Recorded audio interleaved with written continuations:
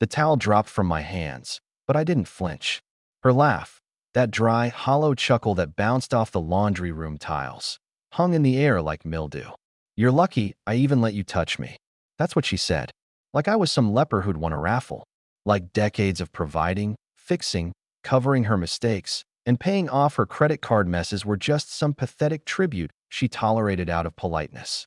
She turned, humming, tossing her blouse into the dryer like nothing had happened. I just watched her. Not angry, not even sad. Something quieter, sharper. I folded the last t-shirt, that old one from the state fair we went to, back before she had veneers, before the Pilates instructor with the stupid name, before she stopped asking how my day was. I folded it with more care than I'd handled her in months. Then I placed it neatly on the stack and walked out. In the hallway, I heard her phone buzz. A giggle. Another message. Another little compliment from whoever she thought was her escape hatch. Her voice changed when she texted lately. Eerier, like she was suddenly 20 again. I used to like that sound. Now it just reminded me how good liars always enjoy the setup. I passed the hall mirror and caught my own reflection. Wrinkled? Sure. Slower than I was at 40? Maybe. But I built machines that carved titanium to within half a human hair's width. I ran a team of 20 men who didn't dare miss a measurement. I wasn't some slob begging for scraps of affection. But in this house, I was a placeholder. And placeholders don't argue. We execute. Downstairs, the office door shut behind me with a quiet finality. In the bottom desk drawer sat a small oak box I'd carved myself years ago, smooth edges, brass hinges polished every spring. I used to think it would hold cuff links. Instead, it held something far more valuable, clarity. It was empty. Not for long. I flipped open my laptop and pulled up the folder that had been quietly waiting for the day she smirked one smirk too many. Email printouts from her client meetings that lined up perfectly with overpriced dinners at the Burstone Hotel.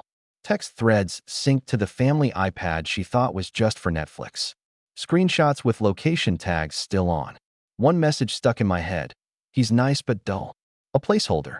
My life started late. Dull. Placeholder. I smiled at the word. People like her never realize that placeholders eventually get replaced, but not the way they expect. Vanessa always thought I was the kind of man who didn't check receipts. Maybe that was true for a while, but I checked patterns. And patterns are the breadcrumbs of betrayal. I spent the next week collecting them. Every transaction on our joint account was logged. The $200 client dinner that coincidentally matched a boutique hotel bar menu. The boutique jewelry store she'd never mentioned visiting, but somehow left their gift bag crumpled in the trunk of her SUV. I didn't confront her. Not yet. You don't yell when you've got the upper hand. You listen. On Thursday, she came home humming again, that weird sing-song voice she only used when she was texting him on the drive back.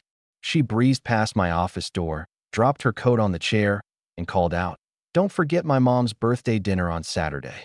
She really wants to see you." I swiveled in my chair. "Oh, I wouldn't miss it," I said. And I meant it. Because I knew something she didn't. She wouldn't be there.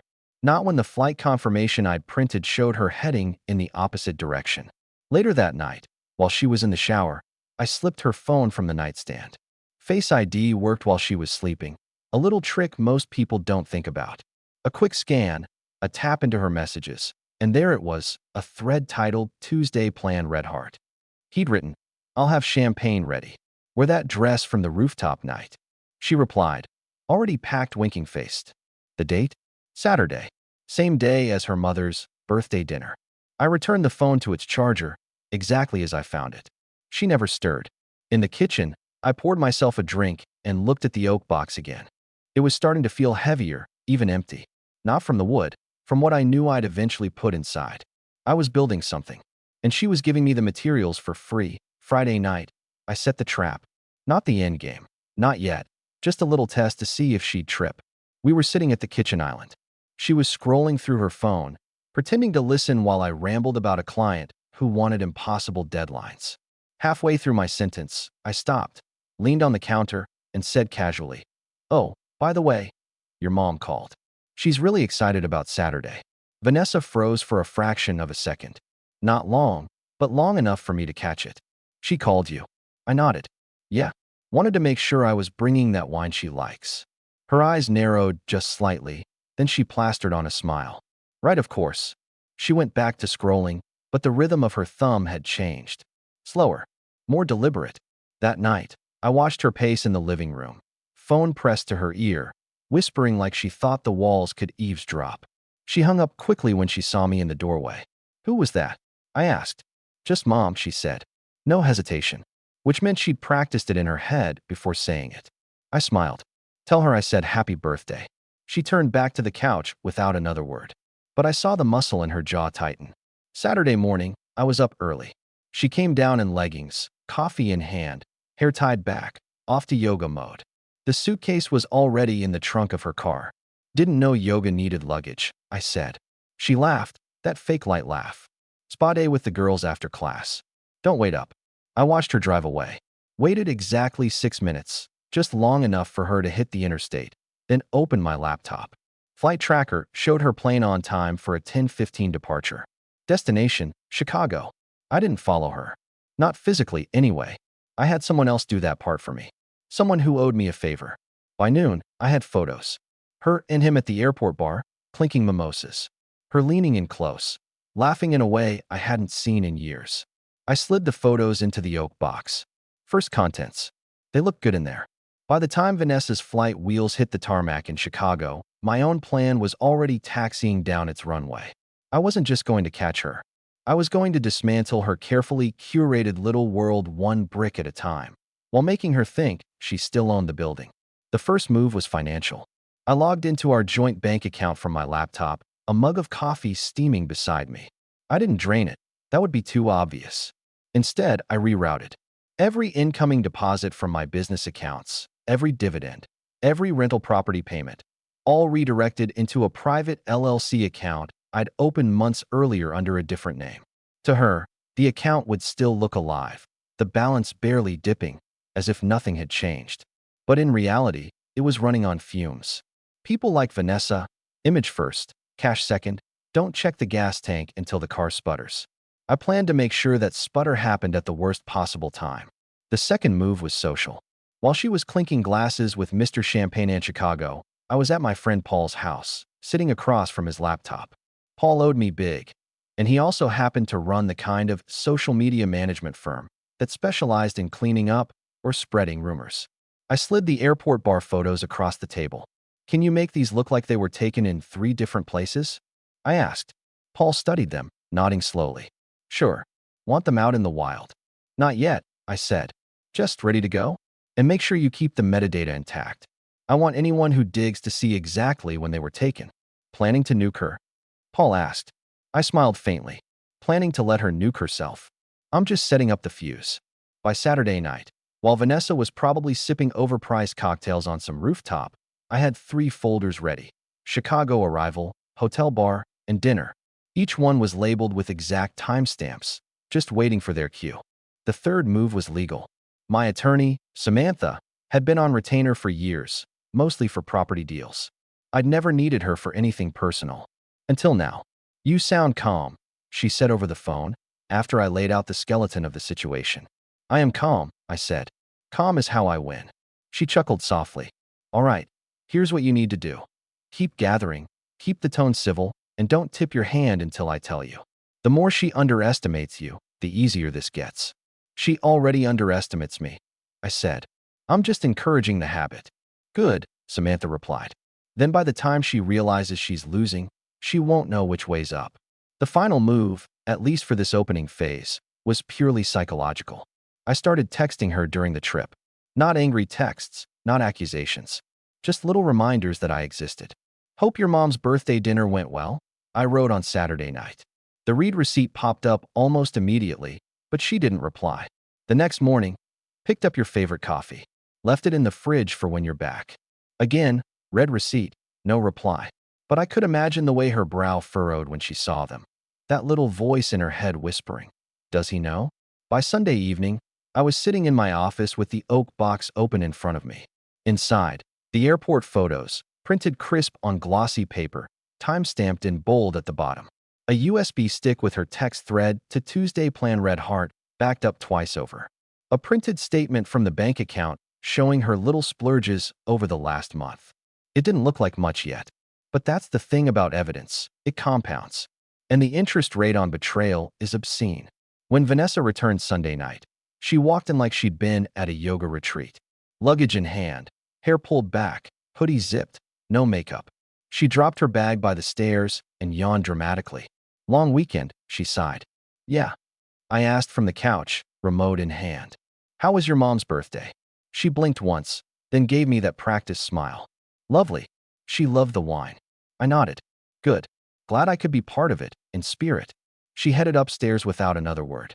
I could hear the shower running within minutes, probably scrubbing off the perfume he'd picked out for her.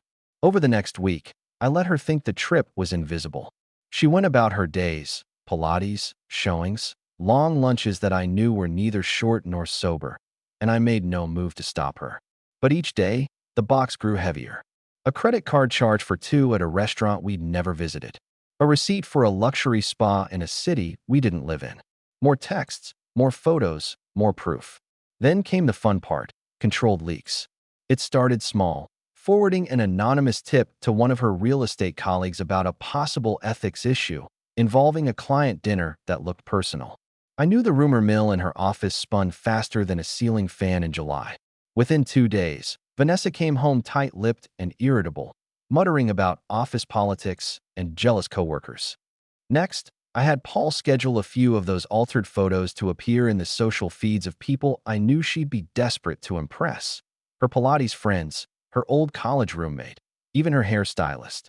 Not with any captions, just accidental tags from fake accounts. Enough to get people asking questions, but not enough for her to confront anyone directly. She started checking her phone more, frowning at messages she didn't answer. The humming stopped.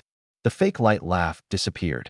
By the following Friday, I had Samantha draw up the preliminary divorce petition. She put the oak box materials into the file, made copies, and locked them away. Not yet, she asked. Not yet, I said. We're not at the drop. That weekend, Vanessa left for another open house out of town. I didn't follow. I didn't need to. By then, she was tracking herself for me. Every Instagram story, every little geotag she forgot to disable, every reflection in a boutique window showing the wrong man standing next to her. By Sunday night, the box was full. So full that I had to start a second folder in my desk drawer. And Vanessa? She was starting to look over her shoulder, just a little. Starting to wonder if I was watching. She was right. But what she didn't know, what she couldn't possibly know, was that I wasn't just watching. I was timing. Because revenge isn't about catching someone in the act. It's about letting them believe the act is invisible until it becomes the only thing they can see. And by the time she reached that point, the only thing she'd see was the look on my face when I took everything she thought she'd gotten away with and made it public, permanent, and irreversible. The fall was coming, and she'd be the one cutting the rope. The first sign Vanessa was starting to sweat came on a Tuesday morning. She breezed into the kitchen in her robe, holding her phone like it was a live grenade. Hey, she said, fake casual. Weird thing, some girl from my Pilates class texted me this morning, asking if I'd been in Chicago recently. Isn't that random? I sipped my coffee. Chicago? No idea why she'd ask you that. Vanessa's eyes darted toward me, then back to her coffee machine. Right, weird. She didn't know I already had the Chicago photos circulating in small, carefully chosen circles. Enough to make her paranoid. Not enough for her to confront me outright. She wasn't sure whether to deny, confess, or ignore. That hesitation was my favorite part. The moment when a liar realizes there's more than one version of the truth floating around, and they don't control any of them. By Thursday, the paranoia had bloomed. She'd locked her phone for the first time in years, setting a 6-digit code. Cute. I already had everything I needed from it weeks ago. She'd also started forgetting to mention her schedule. Which was fine. The more she omitted, the easier it was to fill in the blanks with my own surveillance. My friend Paul, the same guy who doctored the photos, had a buddy who worked in the valet stand at the Burstone Hotel. A crisp $100 bill got me a text whenever her SUV showed up in the garage. Friday afternoon, I got one. Blue Range Rover just pulled in. Passenger with her. Not husband. I smiled. The passenger was easy to guess, Mr. Champagne and Chicago. This time, I didn't just collect the intel. I acted. At 2:47 p.m., while she and her boyfriend were likely sipping overpriced cocktails in the hotel bar, an anonymous email went out from a fresh Gmail account. recipients, the regional manager of her real estate firm, her office's HR director, and, for good measure, two of her more gossipy coworkers. Subject line, client boundaries. Attached, two of the best photos. Vanessa leaning across a table toward him, her hand resting on his arm, time-stamped in bold. No explanation, no accusation, just the kind of image that begs the question, what exactly is going on here? I didn't need them to act on it. I just needed them to talk. When Vanessa came home that evening, she was quiet. Too quiet. She poured herself a glass of wine before even taking off her shoes. Long day, I asked from the couch. You could say that, she muttered, taking a long sip. She didn't elaborate, and I didn't ask. Let her stew. Saturday morning, the first Real crack appeared. She woke up early, unheard of for a weekend, and started cleaning the house. Not her usual throw things in the closet cleaning, but deep, anxious cleaning. She scrubbed counters that were already spotless, reorganized the pantry, vacuumed twice. Guilt makes people restless. Paranoia makes them obsessive. And Vanessa, in that moment, was both. Around noon, she sat down at the kitchen island and said, "Hey, you know I love you, right?" That was almost funny. "Sure," I said, not looking up from my laptop. "I just feel like we haven't been connected lately," she continued, her voice soft and deliberate. "Maybe we could plan a trip. Just us. Somewhere warm." I looked up then, just long enough to meet her eyes. "That's a nice thought. Let me think about it." Translation, no, and now you're wondering why. She smiled tightly, stood, and went upstairs. A few minutes later, I heard the shower running. I checked my phone. Paul had just sent me another gem. A screenshot of her boyfriend's public Venmo feed. A payment to Vanessa with the caption, "Best weekend ever, Red Heart." People really don't understand how much of their life they leave on the internet. That night, I made my second move, financial turbulence. I logged into the joint account and moved a few $1,000s into my private LLC account. Not enough to trigger an alert, but enough to make her next big purchase decline. I also scheduled a maintenance review on our shared credit card, which would temporarily freeze it for 48 hours. By Monday afternoon, the freeze had done its job. Vanessa called me from a boutique downtown. "Babe," she said, her voice tight, "our card isn't working. Did you forget to pay it?" "Nope," I said cheerfully. "Probably just a security check. I'll call the bank." I didn't call the bank. I let her stew in the embarrassment of standing at a register with her luxury handbag and no way to pay for it. By Wednesday, she was a shadow of her usual self. No humming, no fake light laughs. She'd stopped going to Pilates. Her phone never left her hand. That's when I made the third move, the friendly witness. I called her mother. "Hey, just checking in," I said warmly. "Vanessa mentioned she had a great time at your birthday dinner in Chicago." Her mother paused. "Chicago? Honey, my birthday dinner was here in town.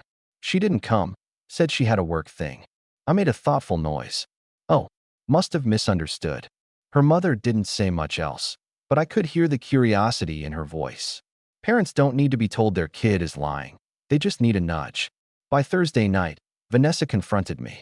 "Are you telling people I've been in Chicago?" she demanded, standing in the doorway of my office. I looked up from my laptop, calm as ever. "No." "What?" "Because people are asking me weird questions," she said, arms crossed. "My mom called me today, totally confused. And some idiot at work is spreading rumors." "That's awful," I said sincerely. "You should figure out who's doing that." Her eyes narrowed. She stood there another few seconds, searching my face for any flicker of guilt. I gave her nothing. When she finally left, I opened the oak box and added a new folder. Phase 2, Active Measures. Inside went the Venmo screenshot, the boutique credit card freeze confirmation, and a transcript of her mother's Chicago moment. The box was getting crowded. So was her head. I didn't want her to break yet. Breaking too soon would rob me of the spectacle. No, I wanted her balanced on that razor-thin line between denial and panic, where every shadow looks like a threat and every friendly smile might be a setup. Because the truth was, it was a setup. One she'd walk into herself. And soon, very soon, she'd start running toward the exit without realizing I'd already locked every door. Vanessa always believed she could juggle a dozen lies if she just smiled while doing it. She underestimated how heavy those lies become when you start adding weight on both sides. Friday morning, I made sure both ends of her world caught fire. The first flame was professional. At 7:14 a.m., I sent a polite, anonymous message to the State Real Estate Ethics Board. Subject: Possible conflict of interest, Agent Vanessa Porter. It contained nothing more than 3 bullet points and 2 attachments. Attachment A: a cropped photo of her leaning across a table at the Burstone toward Mr. Champagne and Chicago. Attachment B: a time-stamped calendar invite from her work email, client dinner, confidential, which I'd saved from the iPad sync months ago. No accusations, no accusations. Just, could this raise concerns regarding agent-client boundaries? I knew the board wouldn't move fast. Bureaucracies never do. But her company's compliance department? That's another story. They got the same email. At 9:42 a.m., my phone buzzed. Paul again. He'd heard from one of his friends in her office. Your wife's boss just asked her to step into a closed-door meeting. The second flame was personal. At 10:05, I texted her mother. Hey, just wanted to check in. Hope all is well. Have you heard from Vanessa lately? She's been gone a lot for work. I knew exactly what I was doing. Her mother's curiosity was already primed from the Chicago birthday slip. Now she had a second poke to make her start asking direct questions. By 11 o'clock, Vanessa called me. Her tone was all sugar, the kind you dump over something rotten. Hey babe, she said, voice light but tight. We should do dinner tonight. My treat. Sure, I said. What's the occasion? Nothing. Just thought we could spend some time together. Translation: she wants to look me in the eyes and figure out what I know. I let her book the table, a trendy new place downtown, loud enough that we couldn't have a real fight, intimate enough that she could try the "I'm still your loving wife" act. When we sat down that night, she was in full performance mode, hair done, makeup perfect, leaning in across the table with her wine glass tilted just so. You've been quiet lately, she said after the appetizers arrived. I've been thinking, I replied. Her smile flickered. About what? About patterns, I said. How small things repeat themselves, over and over, until you realize they're not accidents. She tilted her head, pretending not to understand. Like what? I smiled. Like people forgetting where they told their lies. Her knuckles tightened around the stem of her glass. Logan, if this is about.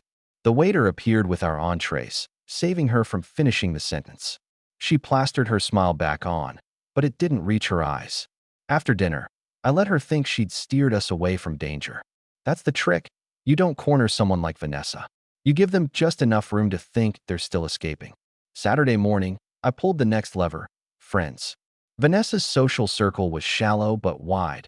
Pilates acquaintances, wine club besties, other real estate agents she alternately competed with and pretended to adore. I picked 3 of them at random and sent each a different, anonymous tip. To one, just thought you should know, Vanessa was seen in Chicago with a client. Looked very cozy. To another, did you hear about Vanessa's work dinner turning into an overnight? To the third, a single photo of her and him at the hotel bar, no caption. By Sunday afternoon, Vanessa was pacing the living room, phone in hand, jaw clenched. People are acting weird, she said suddenly. About what? I asked, not looking up from my book. I don't know, she snapped. Just weird. I shrugged. Maybe they know something you don't. That earned me a glare sharp enough to cut glass. Monday morning brought the first visible crack. She came downstairs in her robe, holding a letter. What's this? She demanded, waving it in my face. I glanced at it. Looks like a notice from your company's compliance department.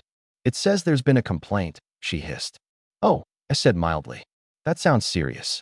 She stared at me, searching for the tell, the twitch, the smirk, the slip. I gave her nothing. The rest of the week was beautiful in its slow-motion collapse. Tuesday, her mother called twice, both times leaving vaguely disappointed voicemails that started with, I'm hearing things, and ended with, we'll talk later. Wednesday, Paul texted me a photo of her sitting in her car outside the office, hands over her face. Thursday, I accidentally left the oak box open on my desk while she walked past. She didn't step inside, but I saw her eyes flick to the stack of printed photos. Friday was the spark that hit dry tinder. She came home early, slamming the door hard enough to rattle the frames on the wall. What the hell is going on? She demanded, marching into the office. I looked up from my laptop. With what? People are talking. My job is on the line. My own mother thinks I'm. She cut herself off before saying it. I set my pen down, leaned back in the chair, and said, Maybe you should think about why that is." Her mouth opened, then closed again. For once, she had nothing rehearsed. "You know what?" she said finally, her voice shaking with anger. "If you're trying to ruin me, you'll regret it." I held up a hand. "Careful, Vanessa." Threats sound a lot like confessions. She froze, eyes narrowing. I stood, walked past her into the hallway, and left her standing there. Because in that moment, she realized she didn't know the rules anymore. She didn't know which walls were closing in or which way the floor would drop. That's the beauty of burning both ends. The middle gets too hot to stand on long before the fire actually meets. And she was starting to feel the heat. Once Vanessa realized she didn't control the narrative anymore, she started scrambling. And scrambling people make mistakes. Her first mistake, overcompensating at work. She booked extra client meetings to prove she was a valuable, trustworthy agent. I knew because Paul's valet contact texted me twice that week. Same hotel, same boyfriend. Every new meeting was just another timestamp for my collection. Her second mistake, calling her mother to clear things up. I don't know what she told her, but I do know her mother called me afterward. "Logan," she said in that slow, careful tone people use before delivering bad news. "I don't think Vanessa's been honest with either of us." I just said, "That's possible," and let her fill in her own blanks. By the end of the week, Vanessa was twitchy, glancing at her phone like it was a coiled snake, jumping whenever I walked into a room. That's when I slipped the divorce petition into my desk drawer. Not to serve yet, just to have it close enough for her to feel it there. The leak to her work had made ripples. This one would make waves. At 10 a.m. on a Tuesday, 3 of those Chicago photos went live from an anonymous local gossip account that loved posting about real estate drama. The captions were vague, "When business and pleasure blur." But the comment section knew exactly who it was. Vanessa saw it by lunchtime. She stormed into my office at home, phone in hand, eyes wild. "This is defamation," she shouted. "Defamation would mean it's false," I said calmly. She froze, mouth opening and closing, before slamming the door on her way out. By evening, the gossip had reached her wine club. The group chat screenshots Paul forwarded me were priceless. Polite confusion from a few, knives out judgment from the rest. Vanessa didn't respond to any of them. The oak box was full now. Photos, receipts, text transcripts, bank statements, and a neat little timeline that Samantha said reads like a courtroom dream. "Ready to file?" she asked over the phone. "Not yet," I said. "One last thing." That last thing was the anniversary party she'd been planning for her parents, at our house, naturally, so she could show off. 50 people invited. Caterers. A photographer. 2 days before, I called the photographer myself and made sure they knew to capture candid moments. Then I called Paul and had him drop by with a USB stick of the very best hotel photos. I didn't tell him what I'd do with them. The night of the party, the oak box sat on the bookshelf in the living room, looking like a harmless piece of decor. Vanessa floated around smiling for guests, holding her wine like a trophy, thinking she was still the hostess queen. Then I accidentally left the box open while talking to her cousin. The cousin looked inside. The cousin talked to her sister. The sister whispered to 2 other guests. Like gasoline on a campfire, it spread fast. Vanessa's perfect night started curdling around the edges, little clusters of people glancing at her, then looking away. At 9:15 p.m., right as Vanessa was cutting the cake, the photographer's camera flash went off behind her. She turned, smiling automatically. Then her eyes landed on the TV in the living room. The screen was filled with a slideshow, not of the party, but of her. Her and him. Her at the airport. Her at the hotel bar. Her in the passenger seat of his car. Each photo crisp, time-stamped, and silent as a hammer. The room went so quiet I could hear the fizz in the champagne flutes. Vanessa's hands froze on the cake knife. Her face went sheet white, then flushed crimson. "What the hell is this?" she whispered. I stepped forward, voice steady. "This," I said, "is why we're done. The papers are on the kitchen counter. Everything's documented. You leave with what you came in with, nothing more." Gasps rippled through the crowd. Someone dropped a fork.